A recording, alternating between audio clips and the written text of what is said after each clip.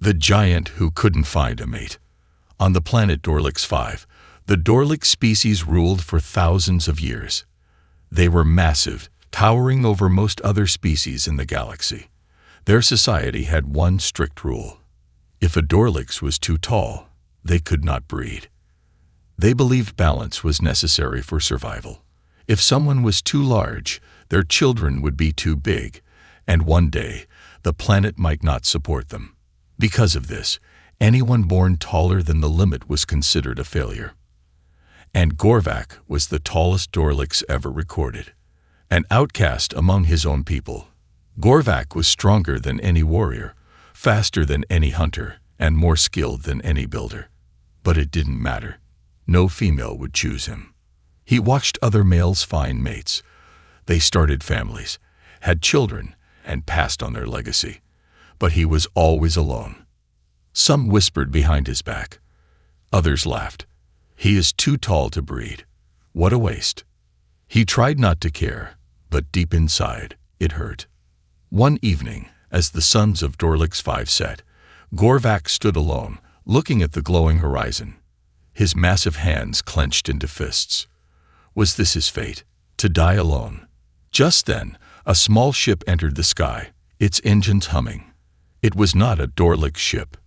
It was a human vessel. The human who changed everything. The ship landed in the main city, and a single human stepped out. His name was Captain Elias Carter.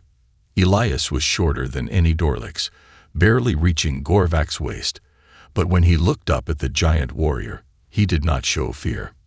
Instead, he smiled. "You must be Gorvak," he said. "I've heard a lot about you." Gorvak frowned. "And what have you heard, little human?" Elias shrugged. "That you are the strongest warrior here, that you have unmatched power, that your people think you are a failure. Asterisk, asterisk. Gorvak's fists tightened. They do not think, they know. The human stepped closer. Or maybe they are wrong. The words made Gorvak's heart pound. No one had ever said that before. No one had ever questioned the laws. But Elias was not done. A crazy idea. Elias pulled out a small device and scanned Gorvak. The machine beeped, and numbers appeared on the screen. Elias studied the data, then grinned. "Fascinating. Your DNA is different, more advanced, stronger, smarter." Gorvak growled. "That does not matter. I am too tall to breed." Elias shook his head. "No. You are the next step in evolution." Gorvak stared at him. "The next step? Impossible." The human continued. "Your people believe size is a weakness. But what if it is your strength? What if the rules are wrong?" The word sent a shock through Gorvak's mind. Could it be true? Had his people made a mistake? He wanted to believe it, but centuries of tradition could not be ignored. "Even if you are right," Gorvak said, "what can I do? The council will never allow change." Elias smirked. "Then we'll have to prove them wrong." A dangerous challenge. Elias had a plan, one that would shake the entire planet. If you can pass 3 trials, strength, agility, and intelligence, you can prove you are not a failure, Elias said. You can prove you are the future of your people.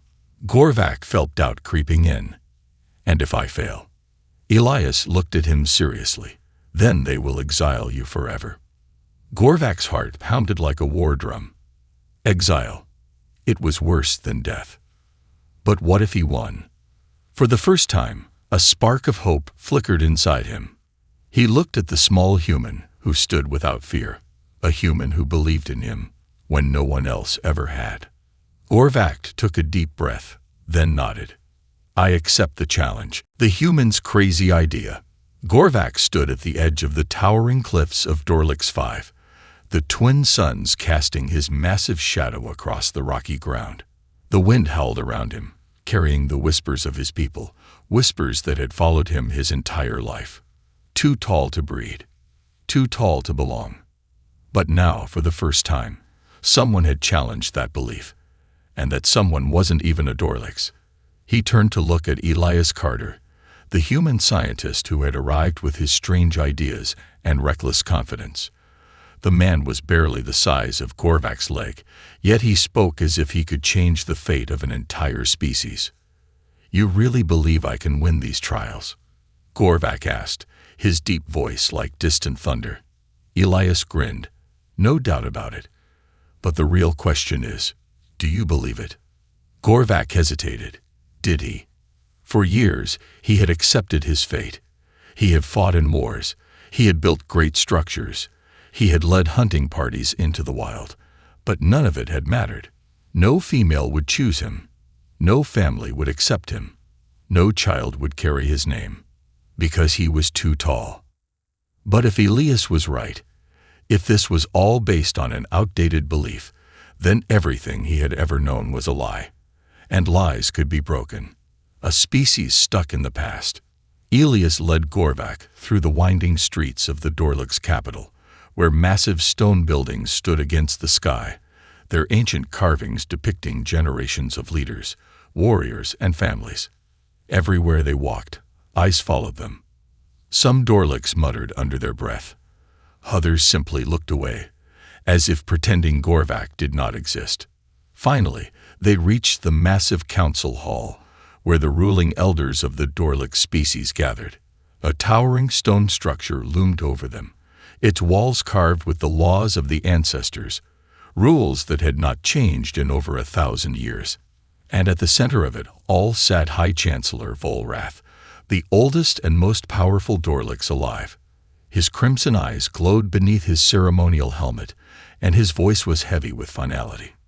"The answer is no," he said the moment Elias finished speaking. Elias frowned. "I haven't even asked the question yet. You do not need to. I know what you want," Volrath said. "And it is impossible. The traditions of our people are absolute. The unworthy cannot breed. It is the way of nature." Gorvak felt a familiar rage building inside him. Unworthy. The word burned like a brand against his chest. "With all due respect," Elias said, stepping forward fearlessly, "your traditions are wrong." The council chamber fell into shocked silence. Elias continued, ignoring the angry murmurs. "I have analyzed Gorvak's DNA. He is not a mistake. He is an evolutionary advantage. His size is not a weakness. It's the next step in your species' growth. If you continue to reject him, you are rejecting the future." Chancellor Volrath's gaze hardened. "You are an outsider, human. You do not understand our ways." Elias crossed his arms. "I understand science." A low growl rippled through the council members, their massive forms shifting uncomfortably.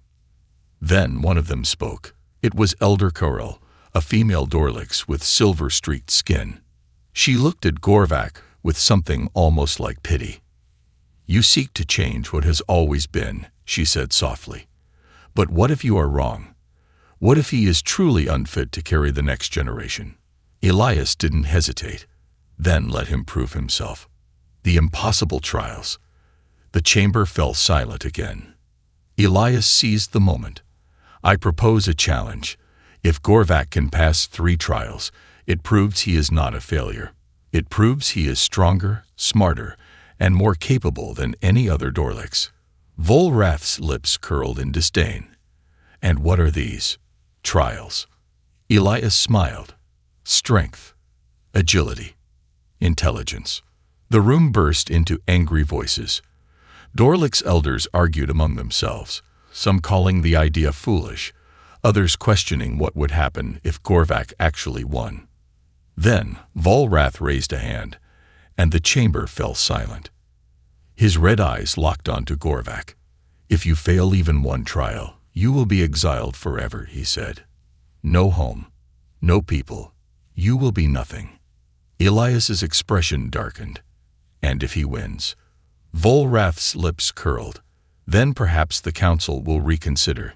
A cold feeling settled in Gorvak's chest. The council had no intention of reconsidering anything. This was a trap. The female who was watching. As Gorvak and Elias left the chamber, the whispers around them grew louder. The entire city had heard of the trials. Some laughed, certain that Gorvak would fail. Others seemed genuinely curious. And then there was Zora. She stood in the shadows of a nearby pillar, watching Gorvak with unreadable eyes. She was a young warrior, one of the finest in the city, and one of the few who had never mocked him. For a brief moment, their gazes met. "You are either very brave," she said finally, "or very foolish." Gorvak gave a bitter smile. "Perhaps both." She hesitated, then said, "Be careful. The council will not play fair." Before he could respond, she disappeared into the crowd. The impossible trials begin. The twin sons of Dorlix 5 had barely risen when the city gathered at the great arena, a colossal stone structure carved into the mountainside. The air was thick with tension. The spectators, thousands of Dorlix warriors, elders, and citizens, stood in silent anticipation, their towering forms casting long shadows across the stone. All eyes were on Gorvak. He stood in the center of the arena, his massive frame unmoving, fists clenched at his sides. The morning wind howled around him, carrying the whispers of the crowd. He will fail. He cannot win. He is too tall to belong. But Gorvak ignored them. He had made his choice. At the far end of the arena, the High Chancellor Vol Wrath stood on an elevated platform, flanked by council members in ceremonial armor. His crimson eyes glowed beneath his helmet. He raised a hand, and the arena fell silent. "Today," he announced, his voice echoing across the stone, "we witness the trials of an outcast. He seeks to challenge our laws, to defy our traditions. If he fails, he will be exiled forever. If he succeeds, we shall see if he is worthy of reconsideration." The words were carefully chosen. The council had no intention of accepting Gorvak, no matter how well he performed. But Gorvak knew that already, and he didn't care. He turned his head slightly, catching sight of Elias Carter, the human scientist who had started this madness.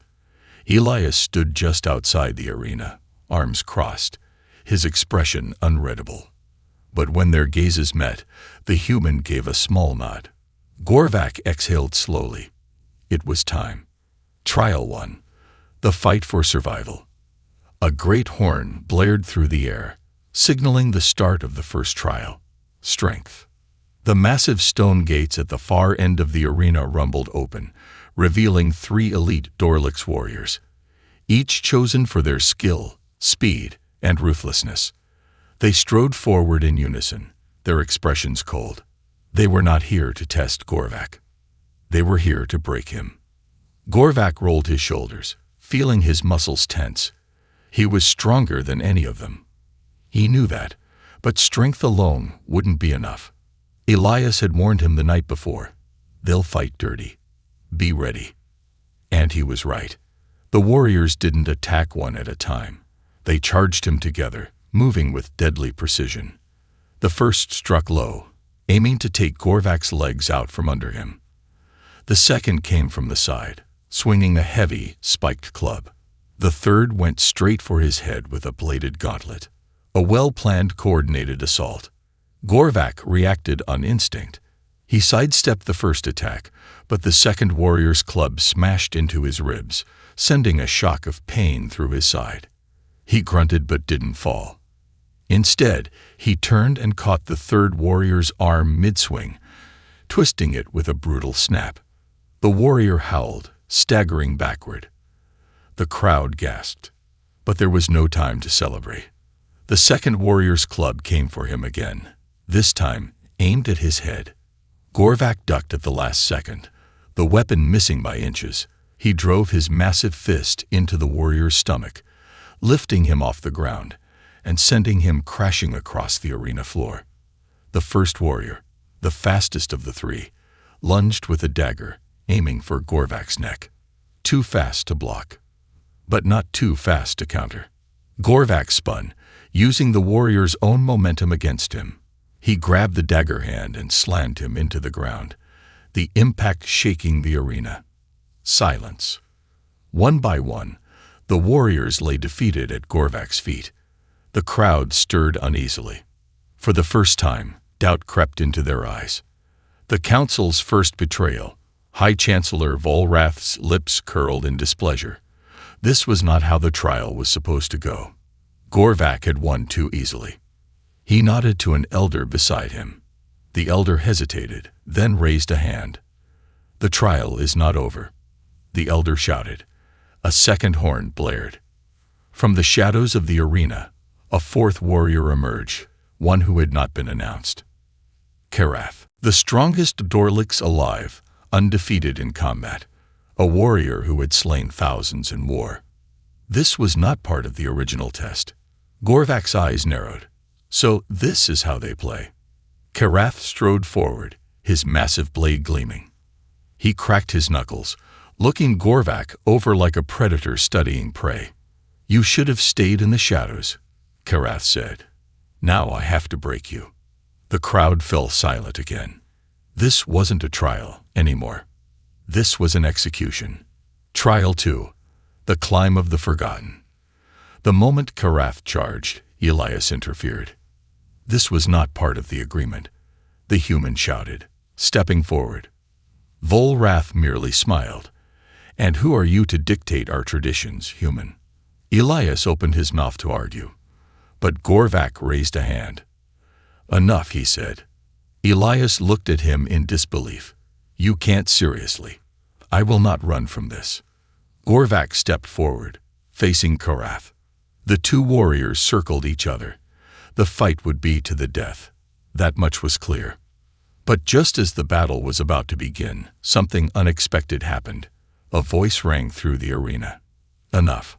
The crowd turned in shock. It was Zora. She stood tall, her golden armor gleaming in the sunlight. She was no elder, no council member, but she was respected. And her words carried weight. "These trials were meant to test his worth," she said. "But you have twisted them. This is not justice. This is not our way." The arena fell into hushed murmurs. Volrath's eyes narrowed. "You speak out of turn." Zora did not flinch. "I speak the truth." For a long moment, no one moved. Then Volrath exhaled sharply. "Very well," he said.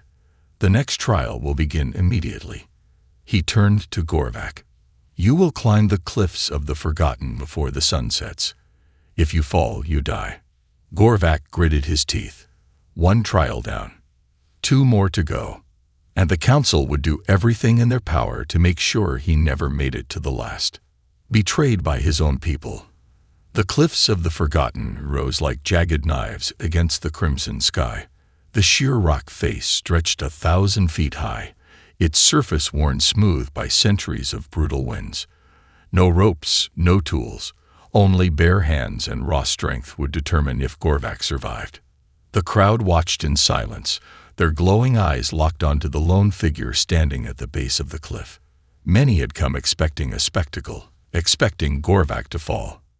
But Gorvak had no intention of falling. His fingers curled into the stone, his massive muscles tensed. With one deep breath, he began to climb. Above him, the sun hung low. He had until sunset. If he failed, he would be exiled forever. If he fell, he would die. A test of will. The first stretch was simple, at least compared to what would come later. Gorvak's massive arms and powerful legs made it easy to scale the lower portions. But he knew this was only the beginning. Halfway up, the wind turned violent. It screamed through the cracks, sending loose pebbles raining down. The rock became slick, the handholds thinner. Every move required precision. The higher he climbed, the more his muscles burned. The suns began to dip lower. Time was running out. He reached for the next handhold. Then suddenly, the stone beneath his fingers crumbled away. Gorvak plummeted. Gasps erupted from the crowd. He twisted midair, slamming a hand against the cliff, fingers barely catching a protruding ledge. His arms strained under the force, but he held on. And in that moment he knew. The council had sabotaged the climb. The council's treachery. Elias had warned him. The human had seen the fear in the council's eyes. fear that Gorvak might actually succeed. They had to stop him. And so, they had ordered the stone to be weakened. Gorvak's jaw clenched as he scanned the wall above him. More unstable sections, traps waiting to send him to his death. The realization made his blood boil. But anger would not get him to the top. He steadied his breathing, moving carefully. Every step measured, every grip tested. He climbed higher, past the crumbling section. The peak was in sight. But then, a sharp pain exploded across his back. A crossbow bolt. The silent attack. Pain seared through Gorvak's shoulder. He growled, forcing himself to hold on, his fingers digging into the rock. Someone had shot him. He turned his head, scanning the arena below. No crossbows were allowed in the trials. And yet, High Chancellor Volrath stood at the edge of the crowd, his eyes cold, unmoving. In his hand, he held a crossbow, its tip still smoking from the fired bolt. The crowd saw it. They knew what had happened, and yet no one moved. Fear ruled them. Fear of challenging the council. Gorvak's vision blurred. The bolt had struck deep, and his strength was fading. If he stopped climbing, he would die. But if he pushed forward, he would make them see the truth. With a roar, he wrenched the bolt from his back. Blood spilled down his arm, but he forced himself upward. Every muscle screamed. His vision darkened. And yet, he climbed. The crowd watched in stunned silence. Step by step, Gorvak refused to fall. And as the final rays of the twin suns vanished beyond the horizon, he reached the top. The warrior who spoke out. The arena was silent. No one spoke. No one cheered. Because they had just witnessed a betrayal. The rules had been broken, but not by Gorvak. By the council. And Zara knew it. She stepped forward from the crowd, her golden armor catching the last light of the sun. She raised her voice, her words echoing through the arena. "You have disgraced our people." Murmurs spread. Eyes turned toward her. But she did not stop. These trials were meant to test strength, agility, and intelligence. But instead, the council chose cowardice. You poisoned this trial. You sabotaged it. And yet, he still stands. She pointed to Gorvak, now kneeling at the edge of the cliff, blood dripping from his back but alive. "Tell me, High Chancellor," Zara said coldly, "what excuse will you give for trying to kill him?" The crowd stirred. Some nodded. Others whispered. Doubt had begun to spread. Volrath's next move. The High Chancellor remained still, his expression unreadable. Then, slowly, he smiled. "You speak boldly, warrior," he said, voice even. "But you forget one thing." He gestured toward Gorvak. "He may have survived the climb, but the trial is not yet over." A heavy silence fell. And then, the gates of the arena rumbled open once more, and from the darkness beyond them, a creature emerged.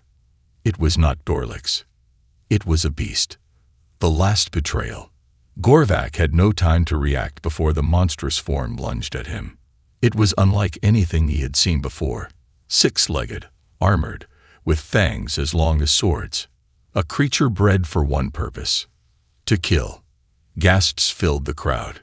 Elias's voice rang out in fury. This wasn't part of the trial.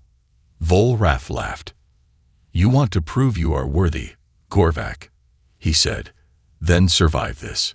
The beast charged. Gorvak gritted his teeth, his wounds screaming in pain. But his rage burned hotter. They had tried to kill him twice now. They had betrayed their own laws, their own honor. He would not fall. He would not lose.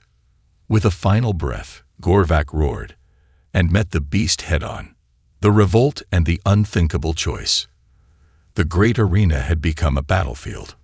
Dust swirled as Gorvak dodged the monstrous beast's attack, his massive frame moving faster than anyone expected. The creature, a Krutar, a genetically enhanced predator bred for war, was never meant to be part of the trials. This was another trap. The High Chancellor Volrath had abandoned any pretense of fairness. If the trials could not defeat Gorvak, then a monster would. The crowd watched in silence, torn between fear and fascination. A fight against the impossible. The Krootar lunged, its 6 muscular legs pounding against the arena floor. Its fangs dripped with venom, eyes burning with mindless aggression. Gorvak sidestepped the first charge, his wounds screaming in protest. Blood still seeped from the crossbow bolt wound in his back, but he had no time to feel pain. The beast spun faster than expected, swinging a massive clawed limb. Gorvak blocked with his forearm, but the impact sent him skidding backward, his heels carving trenches into the stone. He had fought many creatures in the wilds, but this was different. The Krootar was engineered to kill. It had no weaknesses, and he had already been weakened by sabotage. Elias Carter, standing on the edge of the arena, shouted in protest, "This is madness. You're sending him to his death." The High Chancellor ignored him. His crimson eyes gleamed with satisfaction. "This is justice," Volrath said coldly. Finding a weakness, Gorvak's breath came heavy, his muscles aching. The Krootar circled him, its low growl vibrating through the ground. He had seconds to think. The beast was stronger, faster, more aggressive, but it had been created, which meant it could be flawed. He focused on its movements, how it shifted its weight, how its eyes darted between targets. And then he saw it. The left foreleg lagged slightly behind the others. A weakness. The creature charged again, its massive jaws snapping shut just inches from Gorvak's throat. But this time, Gorvak did not dodge. Instead, he dropped low, his massive fist swinging in a brutal arc, and slammed into the weakened leg. A sickening crack echoed through the arena. The Krootar screamed, stumbling forward, its balance momentarily lost. The crowd gasped. Gorvak did not hesitate. With a roar, he drove his full weight into the creature's side, toppling it onto its back. The arena trembled from the impact. Dust swirled. Silence fell. And then, a final snap. The Krootar went still. The moment everything changed. For several long seconds, no one spoke. Then, slowly, the whispers began. He won. He killed it. He survived. Elias exhaled, relief washing over him. But beside him, Zara's expression remained tense. Because she saw what Gorvak did not. The High Chancellor was not angry. He was smiling. The ultimate betrayal. Volrath rose from his throne, his voice cold and controlled. "An impressive display," he said, his tone dripping with mockery. "But tell me, Gorvak, what have you proven?" Gorvak, still breathing heavily, frowned. "That I am strong enough to lead, strong enough to breed, strong enough to belong." Volrath laughed. "No, you have proven only one thing," he said, "that you are a threat." Gorvak froze. The High Chancellor's next words changed everything. "You will not be exiled," Volrath said. "You will be executed." The arena erupted in chaos. Elias's face went pale. "They were never going to let him win," he whispered. Zara stepped forward, furious. "This is wrong. You have seen his strength.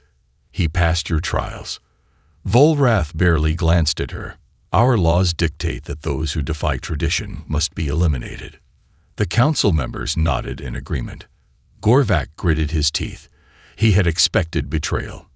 But this was not a test of worth. This had been a trap from the beginning. The revolt begins. The guards stepped forward, their weapons drawn. But before they could move, a single voice rang out. "Enough." Zara. She drew her blade, stepping between Gorvak and the guards. The crowd gasped. "You would defy the council?" Volrath asked, voice dangerously low. Zara's grip on her sword tightened. "I would defy a corrupt council that fears change." A second voice joined hers. "I stand with Gorvak." A warrior from the crowd stepped forward. Then another. and another. Within seconds, dozens of Dorlich's warriors stepped forward, placing their hands over their hearts in a show of allegiance. Volrath's smile faded. This was not how it was supposed to go. The unthinkable choice.